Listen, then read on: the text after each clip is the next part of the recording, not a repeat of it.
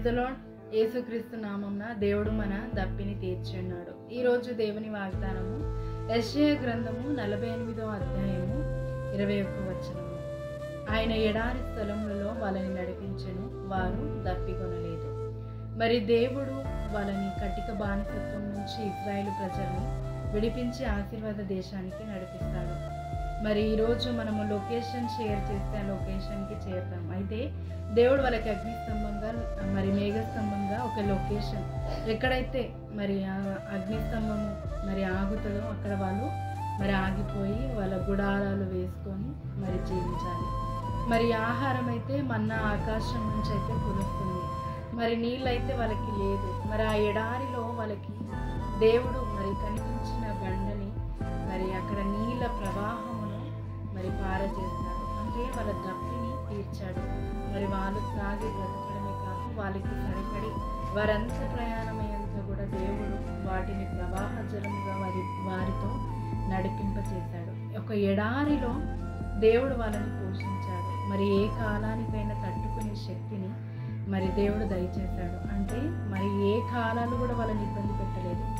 వర్షం పడుతున్నా మరి వీళ్ళ చుట్టూ వర్షం పడట్లేదు, ఎందుకంటే మేఘస్తంభంగా ఉంది. మరి చలి అవుతున్నా కూడా మరి అక్కడ చలిగా ఉన్నప్పటికీ దేవుడు మరి వారికి అగ్నిస్తంభంగా ఉన్నాడు. మరి ఎండ ఎంత మరి ఉన్నా కూడా అడవిలో అయితే మరి చాలా ఎక్కువగా ఉంటుంది ఉష్ణోగ్రత.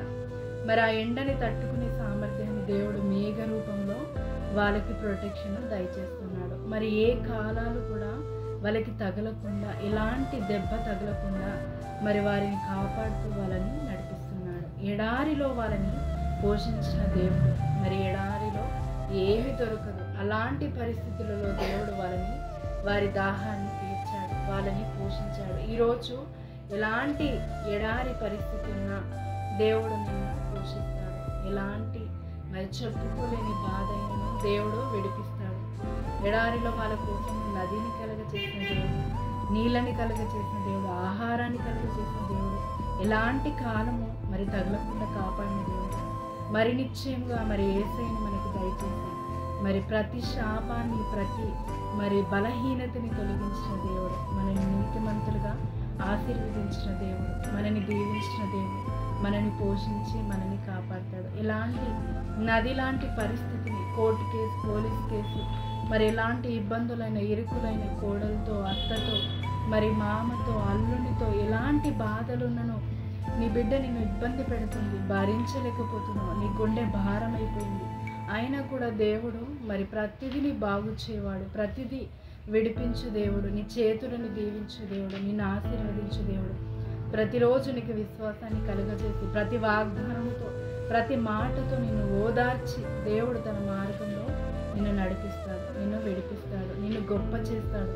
నీ పట్ల గొప్ప ప్రణాళిక దేవుడికి ఉంది కనుక దేవుడు తప్పకుండా నీ ఎడారి లాంటి సమస్యలో దేవుడు నీ దాహాన్ని తీరుస్తాడు. నీ ఆశని సమస్తము బాగు చేయవాడు ఆయన.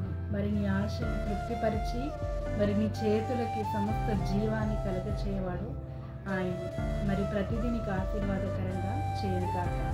ప్రార్థించుకున్నాం. తండ్రి, యేసుక్రీస్తు నామమున ప్రార్థిస్తున్నాం. నిజంగా తండ్రి, మరి ఎడారిలో వాళ్ళని తండ్రి దాహము తీర్చి వారికి ఆహారం ఇచ్చి మరి ప్రతి కాలాన్ని తట్టుకునే శక్తిని మరి నీవే వాళ్ళకి తోడుగా, నీవే వారిని విడిపించు, నీవే వారికి సహాయం చేస్తావు.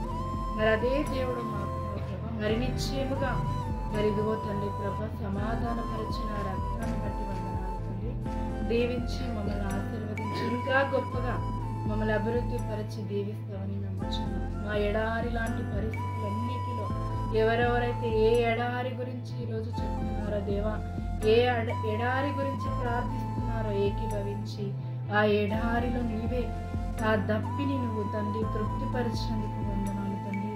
దాహము లేకుండా, సమస్య లేకుండా నువ్వు సహాయము చేసి వారిని విడిపించినందుకు వందనాలు. యేసుక్రీస్తు నామమున ప్రార్థిస్తున్నాను, ఆమేన్. మరి ఒకరికి చెప్పుకోలేని అనారోగ్యముతో బాధపడుతున్నారు, దేవుడు ఆ అనారోగ్యాన్ని తొలగించును గాక. మరి ఒకరికి చెప్పుకున్న అది నవ్వు చేటు, మరి అలాంటి భయంకరమైన దేవుడు వాటి నుంచి విడిపిస్తున్నాడు. మరి ఒకరికి కనత, ఒక గడ్డ ఉండి బాధపడుతున్నారు, ఆ గడ్డని దేవుడు మెల్ట్ చేస్తున్నాడు. కరిగించి వేసి మళ్ళీ రాకుండా కూడా దేవుడు కాపాడను గాక. మరి దేవుడి వాగ్దానాన్ని మనందరి జీవితంలో నెరవేర్చి ఆశీర్వదించును గాక.